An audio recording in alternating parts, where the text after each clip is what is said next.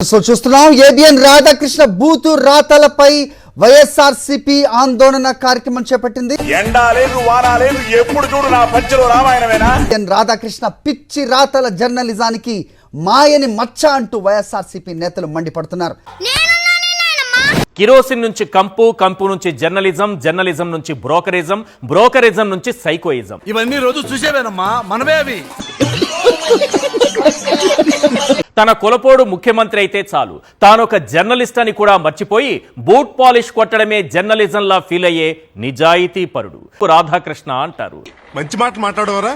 జఫానా జఫడా ఏంటది? జఫానా జఫడా. నీకు స్పాట్ నేను ఎడతాగా. మీరు వచ్చి మాకేదో నీతులు చెబితే చేతులు కట్టుకుని అయ్యా చెప్పండి జర్నలిజం అంటే చెప్పండి. అసలు రాధాకృష్ణ జర్నలిజం చేస్తున్నాడా, బ్రోకరిజం చేస్తున్నాడా, సైకోయిజంలో మునిగిపోయాడా? మాది బ్రోకరిజం అయితే మీది బ్రోతలిజం. ఏంటి బాబన్న ఇంకోసారి? మాది బ్రోకరిజం అయితే మీది బ్రోతలిజం. మండదా మండదా అక్క.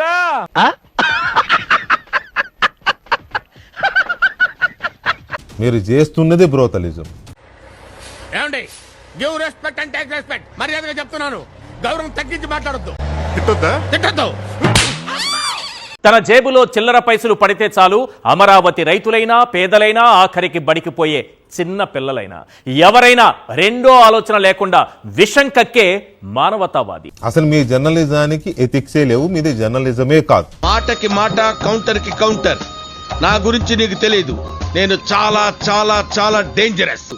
3 చాలాలు. నీకు మూలశంక ఉన్నట్టున్నది. ఒక్క మూల కాదు, అన్ని మూలలో. వైఎస్ఆర్సీపీ మాజీ మంత్రులు, ఎమ్మెల్యేలు, నేతలు ఈ కార్యక్రమంలో పాల్గొన్న పరిస్థితి. వచ్చిన వెళ్ళిన వాళ్ళల్లో మాజీ మంత్రులు సగం మంది ఫోన్ చేశారు. ఎవడాడు? మాజీ ప్రజాప్రతినిధులు సగం మంది ఫోన్ చేశారు. కార్యకర్తలు సగం మంది ఫోన్ చేశారు. ఎందుకు అన్న ఏమనుకోవద్దు దయచేసి, మాకు తప్పక వచ్చాము.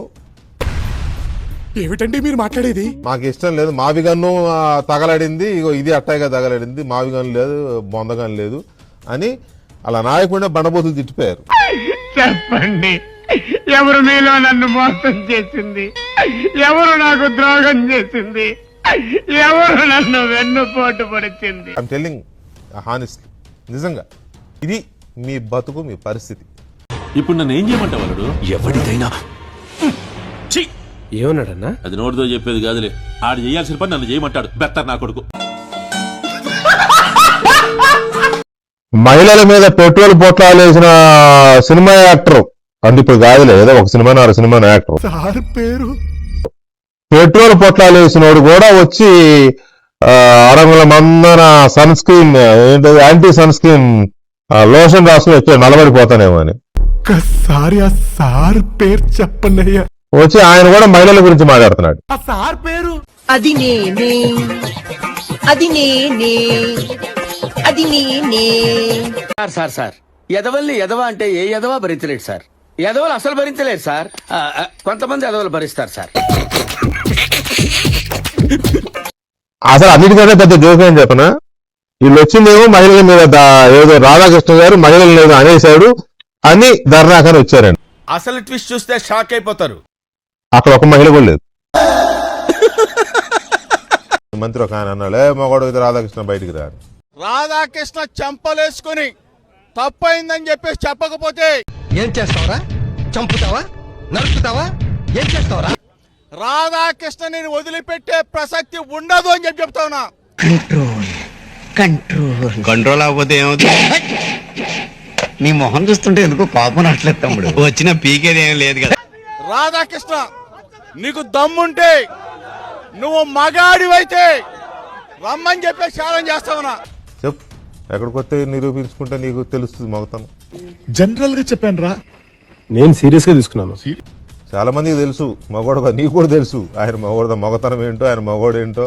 జగన్మోహన్ రెడ్డి వచ్చి మాత్రం ఇప్పుడు ఏ రోజైనా దమ్ముగానే ధైర్యంగానే ఉన్నాడు అతను. ఏబిఎన్ రాధాకృష్ణ నిజంగానే దమ్మున్నవాడు అండి. వాళ్ళు చెప్తున్నాను నేను, నీలాంటి వాళ్ళు ఎంతమంది వాళ్ళ నాన్నే చూసాడు.